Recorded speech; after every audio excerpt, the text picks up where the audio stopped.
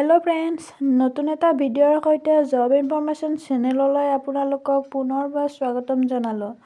আজি আমি আলোচনা কৰিম হিমন্ত বিশ্ব শৰ্মা ছাৰ ডাঙৰীয়াদেৱে কিছুমান গুৰুত্বপূৰ্ণ কথা ঘোষণা কৰিছে। আহকচোন চাওঁ। আৰু ভিডিঅ'টো ভাল লাগিলে লাইক কৰিব, কমেণ্ট কৰিব, শ্বেয়াৰ কৰিব আৰু প্লিজ ছাবস্ক্ৰাইব কৰিবলৈ নাপাহৰিব।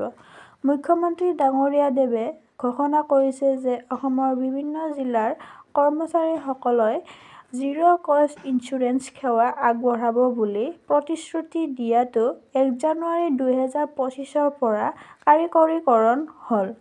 এইবাৰ যিকোনো ৰাজ্যৰ কৰ্মচাৰীৰ প্ৰাকৃতিক মৃত্যু হ'লেও ষ্টেট বেংক অৱ ইণ্ডিয়া আৰু ইউনিয়ন বেংকৰ পৰা ইঞ্চুৰেঞ্চ ১০ লাখ টকা লাভ কৰিব বুলি উল্লেখ কৰিছে আৰু যদি এক্সিডেণ্টেলি ডেথো হয় ১ কৰৌৰ টকা তেওঁলোকৰ পৰিয়ালে পাব বুলি উল্লেখ কৰিছে।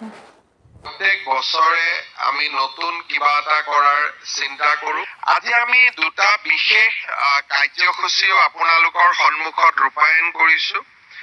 লখিমপুৰৰ কেবিনেটত আমি ৰাজ্যৰ কৰ্মচাৰী সকললৈকে জিৰ' কষ্ট অৰ্থাৎ কোনো প্ৰিমিয়াম নিদিয়াকৈ কেইটামান ইঞ্চুৰেঞ্চ সেৱা আগবঢ়াম বুলি আমি প্ৰতিশ্ৰুতি দিছিলোঁ।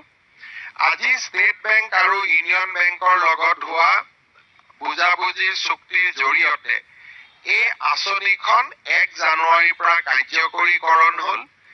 এতিয়াৰ পৰা ৰাজ্য চৰকাৰৰ যিকোনো কৰ্মচাৰীৰ প্ৰাকৃতিক মৃত্যু হ'লেও তেওঁলোকে ষ্টেট বেংক আৰু ইউনিয়ন বেংকৰ পৰা ১০ লাখ টকাৰ লাইফ ইঞ্চুৰেঞ্চ লাভ কৰিব।